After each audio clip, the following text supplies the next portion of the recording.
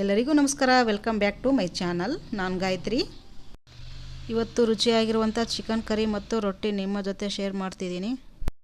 ಇದನ್ನು ಒಂದು ಸಲ ನೀವು ಮಾಡಿಕೊಂಡು ತಿಂದ್ರಿ ಅಂದರೆ ಪದೇ ಪದೇ ವಾರದಲ್ಲಿ ಮಾಡಿಸ್ಕೊತಾನೆ ಇರ್ತಾರೆ, ಅಷ್ಟು ಚೆನ್ನಾಗಿರುತ್ತೆ. ಬನ್ನಿ ಇದನ್ನು ತುಂಬ ಸುಲಭವಾಗಿ ಯಾವ ರೀತಿ ಮಾಡೋದು ಅಂತ ನೋಡಿಕೊಂಡು ಬರೋಣ. ಮೊದಲನೇದಾಗಿ ಜೋಳದ ಹಿಟ್ಟು ಜರಡಿ ಮಾಡಿದ ನಂತರ ಈ ಥರ ಕೈಯಿಂದ ಹಿಟ್ಟಿನ ಒಳಗಡೆ ಬಿಸಿ ನೀರು ಹಾಕಲಿಕ್ಕೆ ಜಾಗ ಮಾಡಬೇಕು. ನಂತರ ಒಲೆ ಮೇಲೆ ಒಂದು ಪಾತ್ರೆ ಇಟ್ಟು ನೀರು ಹಾಕಿ ಕುದಿಸಬೇಕು. ಆ ನೀರನ್ನು ಜೋಳದ ಹಿಟ್ಟಿಗೆ ಹಾಕಿ ಕಲಿಸಿ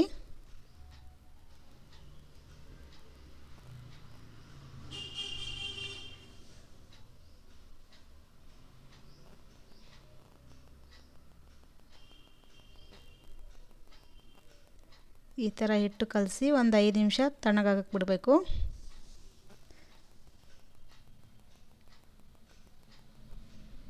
ತಣ್ಣಗಾದ್ಮೇಲೆ ಹಿಟ್ಟು ನಾದ್ಕೋಬೇಕು ನೋಡ್ರಿ. ಜೋಳದ ಹಿಟ್ಟು ಈ ಥರ ಜಿಗಿ ಹಾಕ್ಕೊಳ್ತೀವಿ. ನಮ್ಮ ಹಿಟ್ಟು ಸ್ವಲ್ಪ ಜಿಗಿ ಇಲ್ಲ, ಏಕೆಂದರೆ ಇದು ಊರಿನ ಜೋಳ, ಇದು ಸ್ವಲ್ಪ ಹಳೆಯದು, ಅದಕ್ಕೆ ಜಾಸ್ತಿ ಬಿಸಿ ನೀರು ಹಾಕ್ಕೊಂಡಿದ್ದೀನಿ.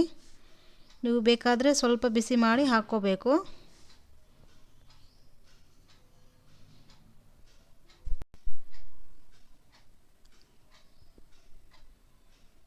ಬನ್ನಿ ಈಗ ಗ್ಯಾಸ್ ಆನ್ ಮಾಡಿ ಒಂದು ಹಂಚಿಡಬೇಕು ಗ್ಯಾಸ್ ಮೇಲೆ.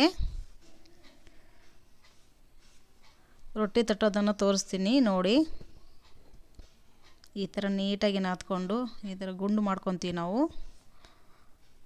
ಅದರಲ್ಲಿ ಕೈಯಿಂದ ಈ ಥರ ಮಾಡ್ತಾಯಿದ್ದೀವಿ ನೋಡಿರಿ.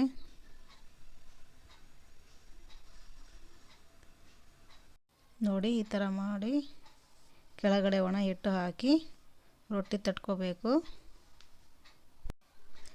ಜೋಳದ್ರಲ್ಲಿ ತುಂಬ ನ್ಯೂಟ್ರಿಷನಲ್ ಬೆನಿಫಿಟ್ಸ್ ಇದ್ದಾವೆ. ಇದು ಫುಲ್ಲು ಗ್ಲೂಟನ್ ಫ್ರೀ ಫ್ರೆಂಡ್ಸ್. ಇವನ್ನ ಬೋನ್ಗೂ ತುಂಬ ಸ್ಟ್ರಾಂಗ್ ಮಾಡುತ್ತೆ ಜೋಳ. ಡೈಜೆಷನ್ ಸಿಸ್ಟಮ್ಗೂ ಕೂಡ ತುಂಬ ಇಂಪ್ರೂವ್ ಮಾಡುತ್ತೆ. ಮತ್ತು 1 ವರ್ಷದ ಮಗುವಿಗೆ ಗಂಜಿ ಮಾಡಿ ಕೂಡ ಕೊಡ್ಬೋದು.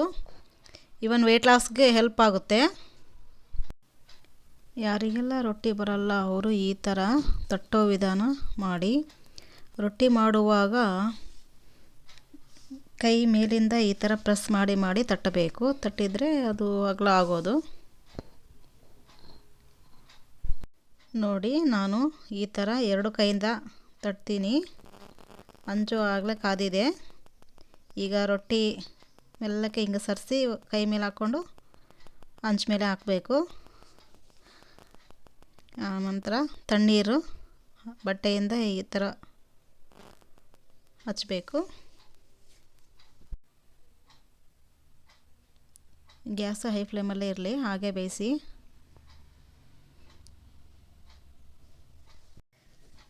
ಕೈಯಿಂದ ಈ ಥರ ಪ್ರೆಸ್ ಮಾಡಿ ಬೇಯಿಸ್ತಾ ಇದ್ದೀನಿ. ನೀವು ಬೇಕಾದರೆ ಕೈ ಸುಡುತ್ತಂದರೆ ಬಟ್ಟೆ, ಒಂದು ಕಾಟನ್ ಬಟ್ಟೆ ತಗೊಂಡು ಪ್ರೆಸ್ ಮಾಡಿ ಈ ಥರ ಬೇಯಿಸ್ಕೊಳ್ಳಿ ರೊಟ್ಟಿ. ಇದು ತುಂಬ ಹೆಲ್ತಿಯಾದ ಜೋಳದ ರೊಟ್ಟಿ. ನೀವು ಒಂದ್ಸರಿ ಮಾಡಿ ತಿನ್ನಿ ನೋಡಿ. ಹೆಲ್ತಿಗೆ ಭಾಳ ಒಳ್ಳೆಯದು.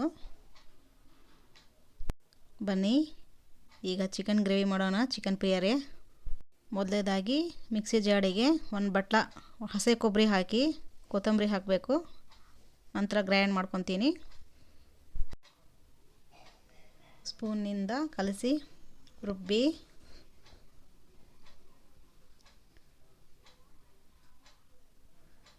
ನಂತರ ನೀರು ಹಾಕಿ ರುಬ್ಬಬೇಕು.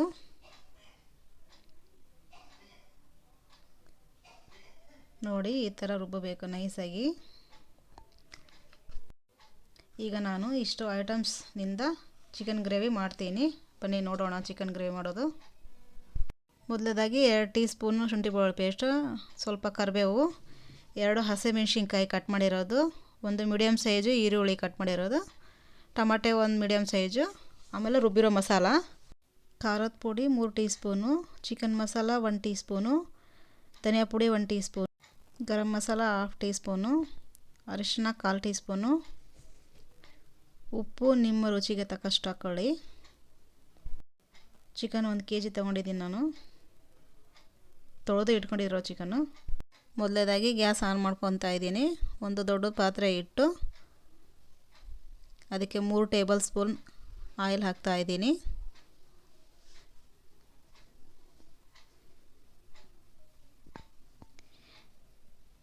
ಆಯಿಲ್ ಸ್ವಲ್ಪ ಕಾಯ್ಲಿಕ್ಕೆ ಬಿಡಬೇಕು. ಆನಂತರ ಈರುಳ್ಳಿ ಹಾಕಬೇಕು. ಈರುಳ್ಳಿ ಚೆನ್ನಾಗಿ ಕಲಿಸ್ಬೇಕು. ಈಗ ಕರಿಬೇವು ಹಾಕಿ ಚೆನ್ನಾಗಿ ಹುರ್ಕೋಬೇಕು. ನಂತರ ಸ್ವಲ್ಪ ಉಪ್ಪು ಹಾಕ್ತಾ ಇದ್ದೀನಿ. ಯಾಕೆಂದರೆ ಉಪ್ಪು ಹಾಕಿದರೆ ಬೇಗ ಈರುಳ್ಳಿ ಗೋಲ್ಡ್ ಕಲರ್ ಬರುತ್ತೆ. ಅದಕ್ಕೆ ಈ ಟ್ರಿಕ್ಸ್ ನೋಡ್ಕೊಳ್ಳಿ ನೀವು ಯಾರನ್ನ ಮಾಡಿದವರು. ನೋಡಿ ಈರುಳ್ಳಿ ಕೆಂಪು ಕಲರ್ ಆಗಿದೆ ನೋಡ್ರಿ. ಈಗ ಶುಂಠಿ ಬೆಳ್ಳುಳ್ಳಿ ಪೇಸ್ಟ್ ಹಾಕಬೇಕು. ಇದು ನಾನು ಒಂದು ಒಳ್ಳಲ್ಲೇ ಕುಟ್ಕೊಂಡಿರೋದು ಶುಂಠಿ ಬೆಳ್ಳುಳ್ಳಿ ಪೇಸ್ಟು. ನಾನು ಮಿಕ್ಸಿಯಲ್ಲಿ ಹಾಕ್ಕೊಳ್ಳಲ್ಲ. ಒಳ್ಳಲ್ಲಿ ಕುಟ್ಟಿದರೆ ಟೇಸ್ಟ್ ಬರುತ್ತಂತ. ಗ್ಯಾಸ್ ಕಮ್ಮಿ ಮಾಡಿ ಹುರ್ಕೋಬೇಕು, ಇಲ್ಲಾಂದರೆ ಸಿಡಿತೈತಿ. ಈರುಳ್ಳಿ ಹಾಕಿದ ಮೇಲೇ ಶುಂಠಿ ಬೆಳ್ಳುಳ್ಳಿ ಪೇಸ್ಟ್ ಹಾಕಿರಿ, ಯಾಕೆಂದರೆ ಅದು ಚೆನ್ನಾಗಿ ಫ್ಲೇವರ್ ಬರುತ್ತೆ. ಈಗ ಚಿಕನ್ ಹಾಕ್ತಾಯಿದ್ದೀನಿ. ನೀವು ಚಿಕನ್ ಬದಲಾಗಿ ಮಟನ್ ಇಷ್ಟಪಡುವವರು ಸಪ್ರೇಟಾಗಿ ಕುಕ್ಕರ್ನಲ್ಲಿ ಒಂದು ಸ್ವಲ್ಪ ಉಪ್ಪು ಅರಿಶಿನ ಪುಡಿ ಹಾಕಿ ಬೇಯಿಸಿ ಬಿಟ್ಟು ಆನಂತರ ಈ ರೆಸಿಪಿನೇ ಟ್ರೈ ಮಾಡ್ಬೋದು. ಈಗ ನಾನು ಹಸಿಮೆಣ್ಸಿಕಾಯಿ ಹಾಕ್ಕೊಂಡಿದ್ದೀನಿ ನೋಡಿರಿ. ಈ ಥರ ತಿರ್ಸ್ಬೇಕು ಹಸಿಮೆಣ್ಸಿಕಾಯಿ ಹಾಕಿ. ಆನಂತರ ಅರಿಶಿನ ಪುಡಿ ಹಾಕಬೇಕು. ಅರಿಶಿನ ಪುಡಿ ಹಾಕಿ ಸ್ವಲ್ಪ ಹೊತ್ತು 2 ನಿಮಿಷ ತಿರ್ಸಿ ಆಮೇಲೆ ಟೊಮೆಟೊ ಹಾಕಬೇಕು.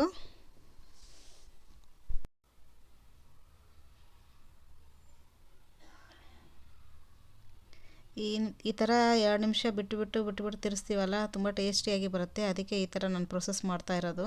ಒಂದು 5 ನಿಮಿಷ ಬೇಯಲು ಬಿಡಬೇಕು ಮೀಡಿಯಮ್ ಫ್ಲೇಮಲ್ಲಿ. ಈಗ ಪ್ಲೇಟ್ ತೆಗೆದು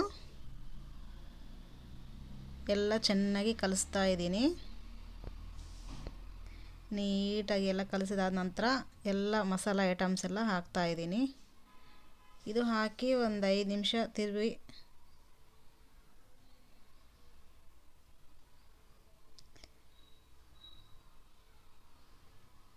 ಒಂದು 2 ನಿಮಿಷ ಪ್ಲೇಟ್ ಮುಚ್ಚಿ ಹಾಗೆ ಬೇಯಲು ಬಿಡಬೇಕು. ಈಗ ಪ್ಲೇಟ್ ತೆಗೆದು ರುಬ್ಬಿರೋ ಮಸಾಲ ಹಾಕ್ತಿದ್ದೀನಿ. ಹಾಕಿ ಕಲಿಸ್ಬೇಕು.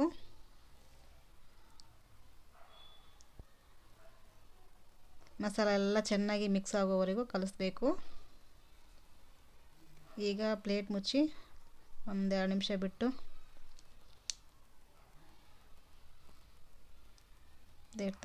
ತೆಗಿತಿದ್ದೀನಿ ನೋಡ್ರಿ. ಈಗೆಲ್ಲ ಕಲಸಿ ಮಸಾಲದ್ದೆಲ್ಲ ನೀರು ಹಾಕ್ತಾಯಿದ್ದೀನಿ. ಒಂದು 2 ಗ್ಲಾಸ್ ನೀರು ಹಾಕ್ಕೋಬೇಕು.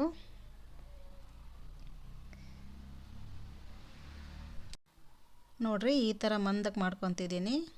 ನಿಮಗೆ ಯಾವ ಥರ ಬೇಕೋ ಆ ಥರ ನೀರು ಸ್ವಲ್ಪ ಗಟ್ಟಿಯಾಗಿ ಇರಬೇಕಂದ್ರೆ ಸಾರು ಗಟ್ಟಿಯಾಗಿ ಮಾಡ್ಕೋಬೋದು. ನನಗೆ ಇಷ್ಟೇ ಸಾಕಂತ ಇಷ್ಟೇ ಥರ ಮಾಡ್ಕೊತಿದ್ದೀನಿ. ಮೀಡಿಯಮ್ ಫ್ಲೇಮಲ್ಲಿಟ್ಟು ಒಂದು 20 ನಿಮಿಷ ಬೇಯಲು ಬಿಡಬೇಕು. ಈಗ ತೆಗಿತಾ ಇದ್ದೀನಿ ನೋಡಿರಿ. ಫೈನಲ್ಗೂ ಆಯ್ತು ರೆಡಿ. ಕೊತ್ತಂಬರಿ ಹಾಕಿದ್ದೀನಿ. ಓಕೆ ಹಾಕ್ತಾಯಿದ್ದೀನಿ. ಫೈನಲಿಗೆ ರೆಡಿ ಆಯಿತು ಬಾಡೂಟ. ಈಗ ನಮ್ಮ ಯಜಮಾನ್ರಿಗೆ ಕೊಟ್ಟು ನೋಡ್ತೀನಿ ರುಚಿ ಟೇಸ್ಟ್ ಯಾವ ಥರ ಇದೆ ಅಂತ. ಅವರು ರಿಸಲ್ಟ್ ನನಗೆ ಹೇಳ್ಬೇಕು. ಈಗ ತಿಂದು ರಿಸಲ್ಟ್ ಹೇಳ್ಬೇಕ್ರಿ.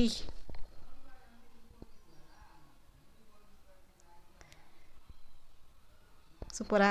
ಓಕೆ ಪೀಸ್ ತಿನ್ನು ನೋಡ್ರಿ.